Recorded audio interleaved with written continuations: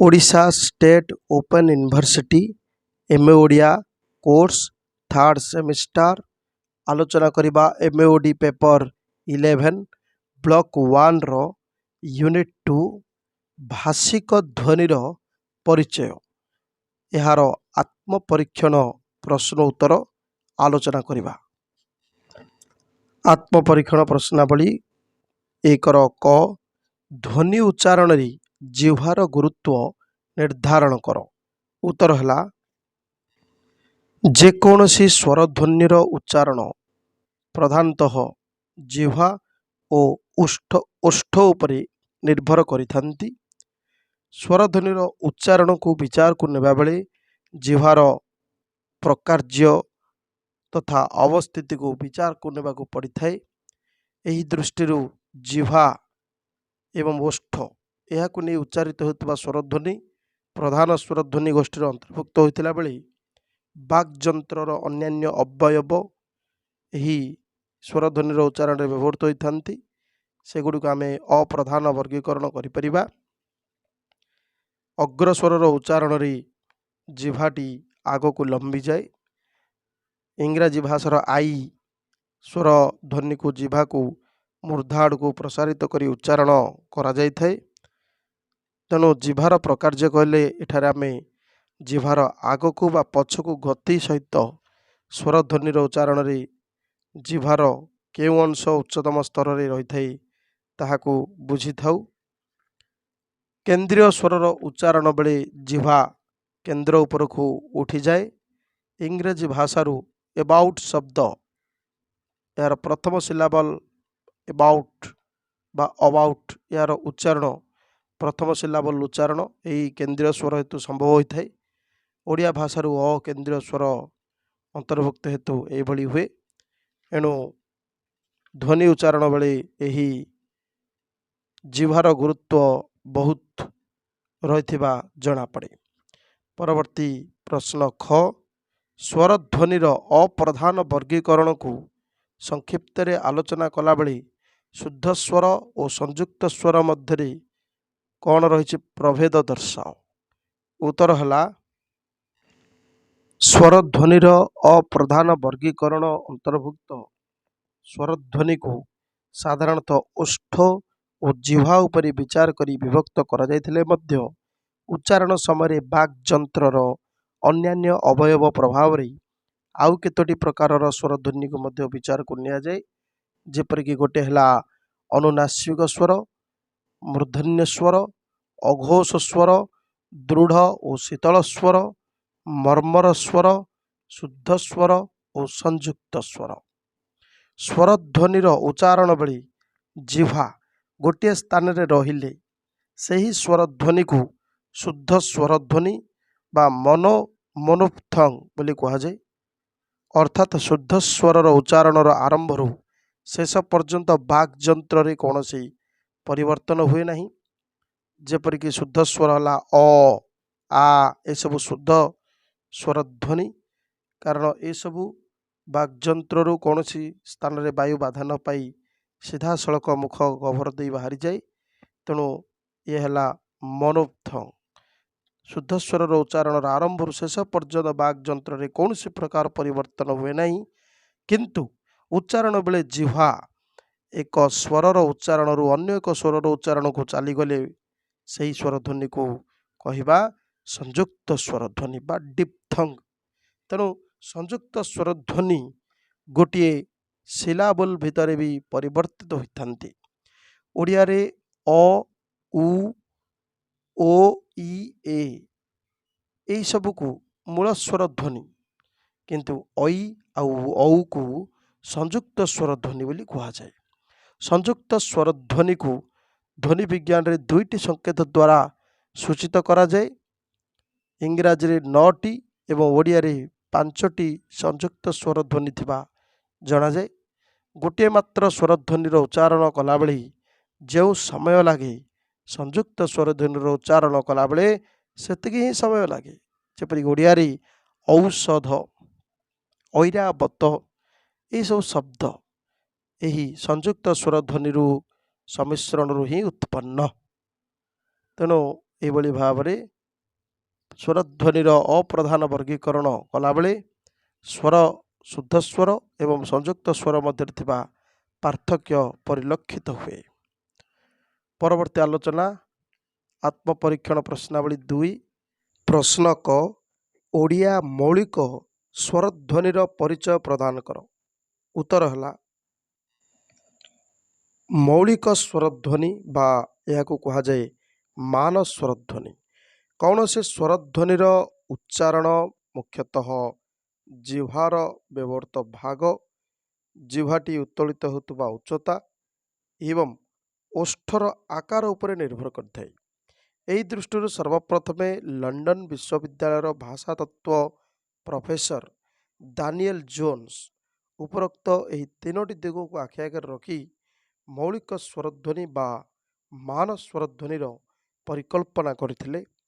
ଏହି ସ୍ୱରଧ୍ୱନି ଗୁଡ଼ିକ କୌଣସି ନିର୍ଦ୍ଦିଷ୍ଟ ଭାଷା ସହିତ ସମ୍ପୃକ୍ତି ନ ରଖୁଥିଲେ ବି ଏହାକୁ କୌଣସି ଏକ ଭାଷାର ସ୍ୱରଧ୍ୱନିକୁ ବିଶ୍ଳେଷଣ କରିବା ବେଳେ ଯେ ମାନାଙ୍କ ଭାବରେ ଗ୍ରହଣ କରାଯାଇପାରିବ, ଏହାକୁ ଅସ୍ୱୀକାର କରାଯାଇ ନପାରେ। ଜିହ୍ୱାର ସାଧାରଣ ଅବସ୍ଥିତି ଠାରୁ ସର୍ବୋଚ୍ଚ ଉତ୍ତୋଳନ ପର୍ଯ୍ୟନ୍ତ ଦୂରତାକୁ ସମାନ ସମାନ ଭାବରେ ବିଭକ୍ତ କରି ପ୍ରତି ବିଭାଜିତ ଉଚ୍ଚତାରେ ଜିହ୍ୱାକୁ ରଖି ଉଚ୍ଚାରଣ କଲେ ଗୋଟିଏ ଗୋଟିଏ ନିର୍ଦ୍ଦିଷ୍ଟ ଧ୍ୱନି ଉଚ୍ଚାରିତ ହୋଇଥାଏ, ଯାହାକୁ ଆମେ ସ୍ୱରଧ୍ୱନି କ୍ଷେତ୍ରରେ ଏକ ମାନଦଣ୍ଡ ରୂପେ ଗ୍ରହଣ କରିଛୁ। ତେଣୁ ଏଗୁଡ଼ିକ ମାନ ସ୍ୱର ରୂପେ ମଧ୍ୟ ପରିଚିତ। ଜିହ୍ୱାର ଅବସ୍ଥିତିକୁ ଲକ୍ଷ୍ୟ କରି ଉଚ୍ଚାରଣର ସ୍ୱାତନ୍ତ୍ର୍ୟ ଅନୁସାରେ 8ଟି ମୌଳିକ ସ୍ୱରଧ୍ୱନିର ଅନୁସନ୍ଧାନ କରାଯାଇଛି, ଯଥା ଇ, ଏ, ଆ, ଅ, ଓ, ଉ ଏହିପରି ଭାବରେ। ପୁନଶ୍ଚ ଏହି ମୌଳିକ ସ୍ୱରଧ୍ୱନି ଦୁଇ ଭାଗରେ ବିଭକ୍ତ। ଅଗ୍ର ଜିହ୍ୱା ସାହାଯ୍ୟରେ 4ଟି ଏବଂ ପଶ୍ଚ ଜିହ୍ୱା ଅନୁସାରେ ମଧ୍ୟ 4ଟି ଏହାର ଅନ୍ତର୍ଭୁକ୍ତ, ଯେପରିକି ଇ, ଏ, ଆ ଏସବୁ ଯାକ ଅଗ୍ର ଧ୍ୱନି ହେଉଥିଲା ବେଳେ ଅ, ଓ ଏବଂ ଉ ଏସବୁ ହେଉଛନ୍ତି ପଶ୍ଚ ସ୍ୱରଧ୍ୱନି। ପୁଣି ପ୍ରତ୍ୟେକ ମାନସ୍ୱର ଧ୍ୱନି ଉଚ୍ଚାରଣରେ ହ୍ରସ୍ୱ ଓ ଦୀର୍ଘ ହୋଇପାରନ୍ତି।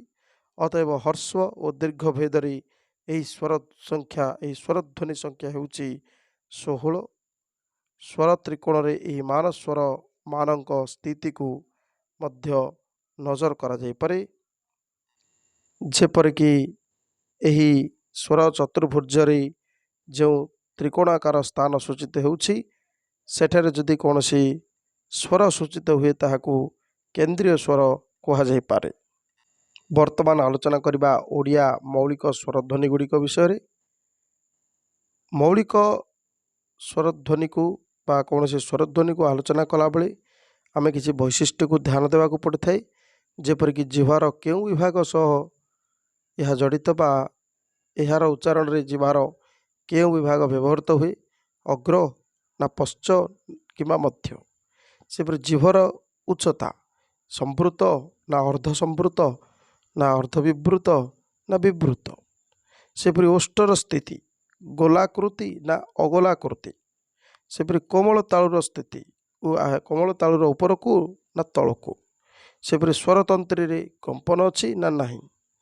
ତେଣୁ ଏ ପର୍ଯ୍ୟନ୍ତ ଆଲୋଚିତ ସ୍ୱରଧ୍ୱନିର ସଂଜ୍ଞା ଏବଂ ଉପରୋକ୍ତ ବୈଶିଷ୍ଟ୍ୟର ଆଧାରରେ କେତେଗୋଟି ଓଡ଼ିଆ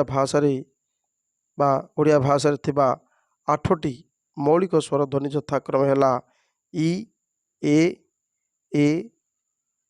ଆ, ଅ, ଓ, ଉ ଏହିଭଳି ଭାବରେ। ଐ ଏବଂ ଔକୁ ସଂଯୁକ୍ତ ସ୍ୱରଧ୍ୱନି କୁହାଗଲା ବେଳେ ମୌଳିକ ସ୍ୱରଧ୍ୱନି ହେଉଛନ୍ତି ଇ, ଏ, ଆ, ଅ, ଓ, ଉ ଇତ୍ୟାଦି। ଏହା ବ୍ୟତୀତ ଓଡ଼ିଆ ଭାଷାରେ ଅନୁନାସିକତା ସାର୍ଥକ ହୋଇଥିବାରୁ ମଧ୍ୟ ଇ, ଉ, ଏସବୁ ମଧ୍ୟ ବିଚାର କରାଯାଇପାରେ। ପରବର୍ତ୍ତୀ ପ୍ରଶ୍ନ, ସ୍ୱରଧ୍ୱନିର ବର୍ଗୀକରଣରେ ସ୍ୱର ଚତୁର୍ଭୁଜର ଭୂମିକା ନିର୍ଦ୍ଧାରଣ କର। ଉତ୍ତର ହେଲା, ମାନ ସ୍ୱରକୁ ଇଂରାଜୀରେ କାର୍ଡିନାଲ ଭାୱେଲ୍ସ ବୋଲି କୁହାଯାଏ। ସାମ୍ପ୍ରତିକ ସମୟରେ ମାନ ସ୍ୱରର ଅଧ୍ୟୟନ ସର୍ବପ୍ରଥମେ 1953 ବେଳକୁ ଜନ୍ ୱେଲିସ୍ କରିଥିଲେ। ଏହା ପୂର୍ବରୁ ଉଚ୍ଚାରଣ ସ୍ଥାନର ଆଧାରରେ ହେଲବେକ୍ 1780 ମସିହାରେ ଉଚ୍ଚାରଣ ସ୍ଥାନର ଆଧାରରେ ସ୍ୱର ତ୍ରିଭୁଜର ପରିକଳ୍ପନା କରିଥିଲେ। ଏହି ସ୍ୱର ତ୍ରିଭୁଜକୁ ପରେ ଦାନିଏଲ ଜୋନ୍ସ ସ୍ୱର ଚତୁର୍ଭୁଜ ଆକାରରେ ପ୍ରସ୍ତୁତ କରିଥିଲେ। ଦାନିଏଲ ଜୋନ୍ସଙ୍କ ଦ୍ୱାରା ପ୍ରସ୍ତୁତ ଏହି ସ୍ୱର ଚତୁର୍ଭୁଜ ଏବେ ସବୁଠୁ ଅଧିକ ଲୋକପ୍ରିୟ। ତାହେଲେ କ'ଣ ଏହି ସ୍ୱର ଚତୁର୍ଭୁଜ? ନା ମୁଖଗହ୍ୱର ଭିତରେ ସ୍ୱରର ଉଚ୍ଚାରଣ ପାଇଁ ଜିହ୍ୱା ତାହାର ପହଞ୍ଚୁଥିବା ସର୍ବୋଚ୍ଚ ସୀମା ପର୍ଯ୍ୟନ୍ତ କ୍ଷେତ୍ରଟି ପାଖାପାଖି ଚିତ୍ରରେ ପ୍ରଦର୍ଶିତ ଭଳି ଏକ ଚତୁର୍ଭୁଜାକାର କ୍ଷେତ୍ର ଅଟେ। ଏହି ଚତୁର୍ଭୁଜ ଭିତରେ ଗୋଟିଏ ସ୍ୱରର ବୈଶିଷ୍ଟ୍ୟକୁ ଗୋଟିଏ ବିନ୍ଦୁ ମଧ୍ୟରେ ସୂଚିତ କରାଯାଇଥାଏ। ଅର୍ଥାତ୍ ଏହି ବିନ୍ଦୁର ଅବସ୍ଥାନରେ ସ୍ୱର ବା ଏକ୍ସ ଜିହ୍ୱାର ଉଚ୍ଚତମ ସ୍ତରରେ ଧ୍ୱନିତ ହେଉଛି।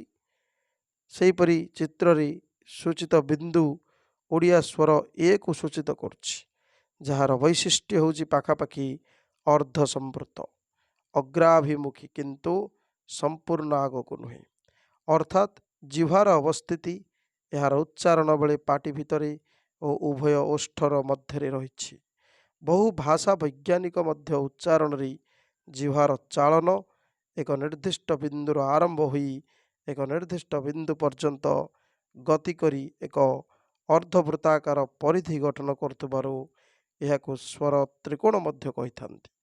ତେବେ ଏହି ସ୍ୱର ଚତୁର୍ଭୁଜ ସ୍ୱରଧ୍ୱନିର ଶ୍ରାବ୍ୟ ସ୍ଥିତିକୁ ଦର୍ଶାଇବାରେ ଗୁରୁତ୍ୱପୂର୍ଣ୍ଣ ଭୂମିକା ପ୍ରଦର୍ଶନ କଲେ ବି ଏକଦମ ସଠିକ୍ ଉଚ୍ଚାରଣକୁ ଦର୍ଶାଇବାରେ ଅକ୍ଷମ ହେଉଛି। ବର୍ତ୍ତମାନ ଆଲୋଚନା କରିବା ଆତ୍ମଜ୍ଞାନ ପରୀକ୍ଷଣ ପ୍ରଶ୍ନାବଳୀ 3। ଏହାର କ ନମ୍ବର ପ୍ରଶ୍ନ,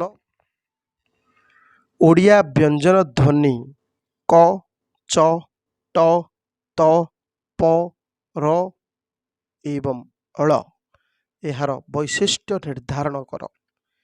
ଉତ୍ତର ହେଲା କଣ୍ଠ୍ୟ କ, ଏହା ହେଲା କଣ୍ଠ୍ୟ ସ୍ପର୍ଶ ଅଘୋଷ ଅଳ୍ପ ପ୍ରାଣ ନିରୁଣାସିକ ବ୍ୟଞ୍ଜନ ଧ୍ୱନି। ସେହିପରି ଚ, ଏହା ହେଲା ତାଲବ୍ୟ ସ୍ପର୍ଶ ସଂଘର୍ଷୀ ଅଘୋଷ ଅଳ୍ପ ପ୍ରାଣ ନିରୁଣାସିକ ବ୍ୟଞ୍ଜନ ଧ୍ୱନି। ଟ, ଏହା ହେଲା ବତ୍ସ୍ୟ ସ୍ପର୍ଶ ଅଘୋଷ ଅଳ୍ପ ପ୍ରାଣ ନିରୁଣାସିକ ବ୍ୟଞ୍ଜନ ଧ୍ୱନି। ତ, ଏହା ହେଲା ଦନ୍ତ୍ୟ ସ୍ପର୍ଶ ଅଘୋଷ ଅଳ୍ପ ପ୍ରାଣ ନିରୁଣାସିକ ବ୍ୟଞ୍ଜନ ଧ୍ୱନି। ପ, ଏହା ହେଲା ଓଷ୍ଠ୍ୟ ସ୍ପର୍ଶ ଅଘୋଷ ଅଳ୍ପ ପ୍ରାଣ ନିରୁଣାସିକ ବ୍ୟଞ୍ଜନ ଧ୍ୱନି।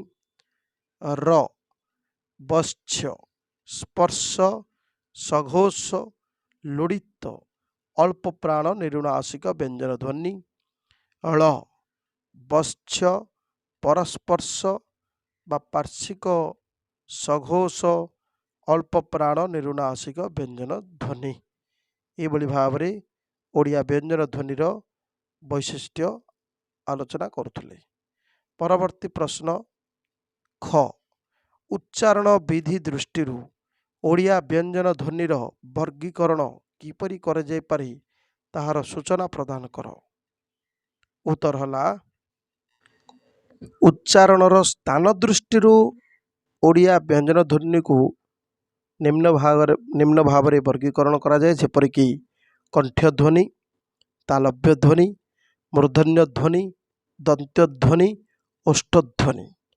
କିନ୍ତୁ ଉଚ୍ଚାରଣର ବିଧି ଦୃଷ୍ଟିରୁ ବ୍ୟଞ୍ଜନ ଧ୍ୱନିର ବର୍ଗୀକରଣ ନିମ୍ନ ପ୍ରକାର ହୁଏ, ଯଥା ସ୍ପର୍ଶୀ ସଂଘର୍ଷୀ, ସ୍ପର୍ଶ ସଂଘର୍ଷୀ, ନାସିକ୍ୟ, ପାର୍ଶ୍ୱିକ, ଲୋଡ଼ିତ, ତାଡ଼ିତ, ଅର୍ଦ୍ଧସ୍ୱର ଇତ୍ୟାଦି।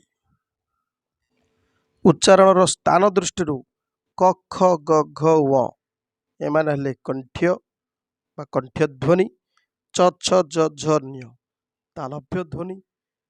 ଟ, ଠ, ଡ, ଢ, ଢ ମୂର୍ଧନ୍ୟ ଧ୍ୱନି, ତଥ ଦଧ ନ ଦନ୍ତ୍ୟଧ୍ୱନି, ପଫ ବଭ ମ ଓଷ୍ଠଧ୍ୱନି। କିନ୍ତୁ ଉଚ୍ଚାରଣର ବିଧି ଦୃଷ୍ଟିରୁ ଏଇ ଯେଉଁ ଧ୍ୱନିକୁ ବା ବ୍ୟଞ୍ଜନ ଧ୍ୱନିକୁ ଭାଗ କରାଯାଇଛି, ଯଥା ସ୍ପର୍ଶୀ, ସଂଘର୍ଷୀ, ସ୍ପର୍ଶ ସଂଘର୍ଷୀ, ନାସିକ୍ୟ, ପାର୍ଶ୍ୱିକ, ଲୁଡ଼ିତ, ତାଡ଼ିତ, ଅର୍ଦ୍ଧସ୍ୱର, ଏସବୁ ଯାକର ବର୍ତ୍ତମାନ ଆମେ ଆଲୋଚନା କରିବା। ଗୋଟିଏ ହେଲା ସ୍ପର୍ଶୀ ବା ପ୍ଲୋସିଭ। ସ୍ପର୍ଶ ବ୍ୟଞ୍ଜନ ଧ୍ୱନିର ଉଚ୍ଚାରଣ ବେଳେ ଉଭୟ ଓଠର ପରସ୍ପରକୁ ସ୍ପର୍ଶ, ଜିହ୍ବାର ତଳ ଓଠ ଓ ଉପର ଦାନ୍ତ ଆଦିକୁ ସ୍ପର୍ଶ କରିଥାନ୍ତି। ଏପରି ସ୍ପର୍ଶ ବାୟୁ ପ୍ରବାହକୁ କିଛି ସମୟ ପାଇଁ ଅବରୁଦ୍ଧ କରିଥାନ୍ତି। ପରେ ଏହି ଉଚ୍ଚାରଣ ଅବୟବ ପରସ୍ପରଠାରୁ ଅପସରି ଯିବା ପରେ ବାୟୁପଥ ଉନ୍ମୁକ୍ତ ହୋଇଯାଏ। ଏହି କ୍ରମରେ ଓଷ୍ଠଦ୍ୱୟର ପରସ୍ପର ସ୍ପର୍ଶରୁ ଓଷ୍ଠ୍ୟସ୍ପର୍ଶ ଧ୍ୱନି, ଜିହ୍ବାର ଦନ୍ତ୍ୟସ୍ପର୍ଶରୁ ଦନ୍ତ୍ୟସ୍ପର୍ଶ ଧ୍ୱନି ଇତ୍ୟାଦି ସୃଷ୍ଟି ହୋଇଥାନ୍ତି। ତେଣୁ ଓଡ଼ିଆରେ କ ଖ ଗ ଘ କଣ୍ଠସ୍ପର୍ଶ ଧ୍ୱନି, ପ ଫ ବ ଭ ଓଷ୍ଠ୍ୟସ୍ପର୍ଶ ଧ୍ୱନିର ଉଦାହରଣ ଅଟନ୍ତି। ସେହିପରି ଆଉ ଗୋଟିଏ ପ୍ରକାର ହେଲା ସଂଘର୍ଷୀ ବା ଫ୍ରିକେଟିଭ। ସଂଘର୍ଷୀ ଧ୍ୱନିର ଉଚ୍ଚାରଣ ବେଳେ ବାୟୁ ପ୍ରବାହ ସ୍ପର୍ଶ ଧ୍ୱନି ଭଳି ସମ୍ପୂର୍ଣ୍ଣ ଅବରୁଦ୍ଧ ହୁଏ ନାହିଁ, ବରଂ ବାୟୁମାର୍ଗ ବାକ୍ ଯନ୍ତ୍ରର କୌଣସି ନା କୌଣସି ସ୍ଥାନରେ ଏପରି ସଂକୀର୍ଣ୍ଣ ହୋଇଯାଏ ଯେ ସେହି ସଂକୀର୍ଣ୍ଣ ମାର୍ଗ ଦେଇ ବାୟୁ ନିର୍ଗତ ହେଲା ବେଳେ ଏକ ପ୍ରକାର ସଂଘର୍ଷ ସୃଷ୍ଟି ହୋଇଥାଏ। ଓଡ଼ିଆରେ ଏହି ଧ୍ୱନିର ଦୁଇଟି ପ୍ରକୃଷ୍ଟ ଉଦାହରଣ ହେଉଛି, ଗୋଟିଏ ହେଲା ସ ଆଉ ଗୋଟିଏ ହେଲା ହ। ସ ଧ୍ୱନିର ଉଚ୍ଚାରଣ ବେଳେ ଜିହ୍ୱାଗ୍ର ବତ୍ସର ବିପରୀତ ଦିଗରେ ରହି ଯେଉଁ ସଂକୀର୍ଣ୍ଣ ମାର୍ଗ ତିଆରି କରେ, ତାହାରି ମଧ୍ୟ ଦେଇ ବାୟୁ ସଂଘର୍ଷ ସହିତ ବାହାରକୁ ବାହାରିଥାଏ। ହ ଧ୍ୱନି ଉଚ୍ଚାରଣ ବେଳେ ଗଳା ଓ ଛୋଟ ଜିଭ ପରସ୍ପରର ନିକଟବର୍ତ୍ତୀ ହୋଇ ବାୟୁ ମାର୍ଗକୁ ସଂକୀର୍ଣ୍ଣ କରିଥାନ୍ତି ଓ ସେହି ସଂକୀର୍ଣ୍ଣ ପଥରେ ବାୟୁ ବାହାରକୁ ଏକ ସଂଘର୍ଷ ସହିତ ଆସିଥାଏ। ସେପରି ଆଉ ଗୋଟିଏ ପ୍ରକାର ହେଲା ସ୍ପର୍ଶ ସଂଘର୍ଷୀ ବା ଆଫ୍ରିକେଟିଭ।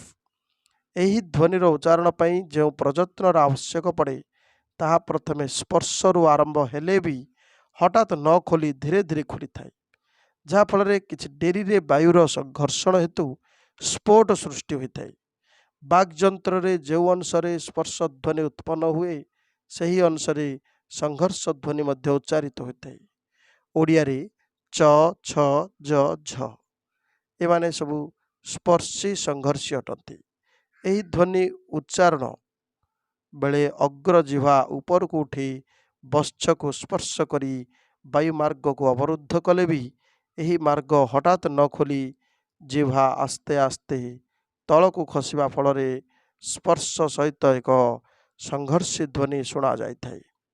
ସେପରି ଆଉ ଗୋଟିଏ ପ୍ରକାର ହେଲା ନାସିକ୍ୟ ବା ନାଜାଲ। ନାସିକ୍ୟ ବ୍ୟଞ୍ଜନ ଧ୍ୱନିର ଉଚ୍ଚାରଣ ବେଳେ କୋମଳ ତାଳୁ ତଳକୁ ଝୁଲି ରହିବା ଫଳରେ ବାୟୁ ପ୍ରବାହ ନାସାରନ୍ଧ୍ର ମାର୍ଗରେ ନିର୍ଗତ ହୁଏ ଓ ସ୍ୱର ଯନ୍ତ୍ରରେ କମ୍ପନ ହେବାରୁ ଘୋଷ ସୃଷ୍ଟି ହୋଇଥାଏ। ଓଡ଼ିଆର ଙ, ଣ, ନ, ମ ଏସବୁ ହେଉଛି ନାସିକ୍ୟ ବ୍ୟଞ୍ଜନ ଧ୍ୱନି। ଏହି ନାସିକ୍ୟତାକୁ ବିଚାରକୁ ନେଇ ବ୍ୟଞ୍ଜନ ଧ୍ୱନିକୁ ତିନି ଭାଗରେ ବିଭକ୍ତ କରାଯାଇପାରେ। ସେଥିରୁ କ, ଖ, ଗ, ଘ ଇତ୍ୟାଦି ନିରୁନାସିକ, କ, ଖ, ଗ, ଘ ଚନ୍ଦ୍ରବିନ୍ଦୁ ଦେଲେ ଏସବୁ ହେବ ଅନୁନାସିକ। ଆଉ ଗୋଟିଏ ହେଲା ଅନୁନାସିକର ଙ, ଣିୟ, ୱ, ଣ୍ୟ, ଣ, ନ, ମ। ତେଣୁ ଏଇଭଳି ଭାବେ ଏମାନେ ହେଲେ ଅନୁନାସିକ, କିନ୍ତୁ କ, ଖ, ଗ, ଘ ଏମାନେ ହେଲେ ନିରୁନାସିକ। ସେପରି ଆଉ ଗୋଟିଏ ପ୍ରକାର ହେଲା ପାର୍ଶ୍ୱିକ ବା ଲାଟେରାଲ। ଏହି ଧ୍ୱନିର ଉଚ୍ଚାରଣ ବେଳେ ମୁଖ ବିବରର ମଧ୍ୟରେଖାରେ କୌଣସି ନା କୌଣସି ସ୍ଥାନରେ ଜିହ୍ୱା ବାୟୁ ମାର୍ଗକୁ ଅବରୋଧ କରେ, କିନ୍ତୁ ଜିହ୍ୱାର ଏକ ପାର୍ଶ୍ୱରେ ବା ଉତ୍ତର ପାର୍ଶ୍ୱରେ ବାୟୁ ମାର୍ଗ ଉନ୍ମୁକ୍ତ ରହିଥାଏ। ଫଳରେ ବାୟୁ ଏକ ପାର୍ଶ୍ୱ ବା ଉଭୟ ପାର୍ଶ୍ୱରେ ବାୟୁ ନିର୍ଗତ ହୋଇଥାଏ। ଓଡ଼ିଆରେ ଲ ଆଉ ଳ ଏ ଦୁଇଟି ପାର୍ଶ୍ୱିକ ବ୍ୟଞ୍ଜନ ଧ୍ୱନିର ଉଦାହରଣ ଅଟନ୍ତି। ଳ ଏକ ପାର୍ଶ୍ୱିକ ଓ ଲ ଦୁଇ ପାର୍ଶ୍ୱିକ ବ୍ୟଞ୍ଜନ ଧ୍ୱନି ଅଟନ୍ତି। ସେହିପରି ରହିଛି ଲୁଡ଼ିତ ବା ଥ୍ରିଲ୍ଡ। ଯେତେବେଳେ ଜିହ୍ୱାଗ୍ର ଖୁବ୍ ଜୋରରେ ଆଲୋଡ଼ିତ ହୋଇ ତାଳୁକୁ ବାରମ୍ବାର ଆଘାତ କରେ ଓ ସେହି ଆଲୋଡ଼ନରୁ ଲୋଡ଼ିତ ଧ୍ୱନି ଉତ୍ପନ୍ନ ହୋଇଥାଏ, ଯେପରିକି ର। ର ହେଉଛି ଏହି ଶ୍ରେଣୀର ଅନ୍ତର୍ଭୁକ୍ତ। ସେହିପରି ଆଉ ଗୋଟିଏ ପ୍ରକାର ହେଲା ତାଡ଼ିତ ବା ଫ୍ଲାପ୍ଡ। ଏହି ଧ୍ୱନିର ଉଚ୍ଚାରଣ ସମୟରେ ଜିହ୍ୱାଗ୍ର ପଛକୁ ଓଲଟି କଠିନ ତାଳୁର ସମ୍ମୁଖ ଅଂଶ ପର୍ଯ୍ୟନ୍ତ ଉଠିଯାଏ ଏବଂ ପରେ ବାୟୁ ପ୍ରବାହର ଚାପରେ ହଠାତ୍ ଜୋରରେ ଛିଞ୍ଚାଡ଼ି ହୋଇପଡ଼େ। ଜିହ୍ୱା ଖସିବା ସମୟରେ ଜିହ୍ୱାର ପଛ ଭାଗ ଦାନ୍ତ ମୂଳରେ ପିଟି ହୋଇଯିବା ଫଳରେ ଉତ୍କ୍ଷିପ୍ତ ବା ତାଡ଼ିତ ଧ୍ୱନି ଶୁଣାଯାଏ, ଯେପରିକି ଡ, ଢ ଏସବୁ ହେଉଛି ତାଡ଼ିତ ଧ୍ୱନି। ସେହିପରି ଆଉ ଗୋଟିଏ ପ୍ରକାର ହେଲା ଅର୍ଦ୍ଧସ୍ୱର ବା ସପ୍ରବାହ ବ୍ୟଞ୍ଜନ। ଏହି ଧ୍ୱନିର ଉଚ୍ଚାରଣରେ ବାୟୁ ପ୍ରବାହର ଗତି ବହୁ ଭାବେ ଧୀର ହୋଇଥାଏ। ଏହାର ଉଚ୍ଚାରଣରେ ଜିହ୍ୱା ସମ୍ପୃକ୍ତ ସ୍ଥାନରୁ ବିବୃତ ସ୍ଥାନ ଆଡ଼କୁ ଗତି କରେ। କେହି କେହି ଏହି ଧ୍ୱନିର ଉଚ୍ଚାରଣରେ ସ୍ୱର ପରି କମ୍ ଘୋଷ ହେଉଥିବାରୁ ଅର୍ଦ୍ଧସ୍ୱର ବି ଏହାକୁ କହିଥାନ୍ତି। ଓଡ଼ିଆରେ ଏହିଭଳି ଦୁଇଟି ଅର୍ଦ୍ଧସ୍ୱର ବା ଅର୍ଦ୍ଧବ୍ୟଞ୍ଜନ ରହିଛି, ଯଥା ୱ ଏବଂ ୟ। ଧନ୍ୟବାଦ।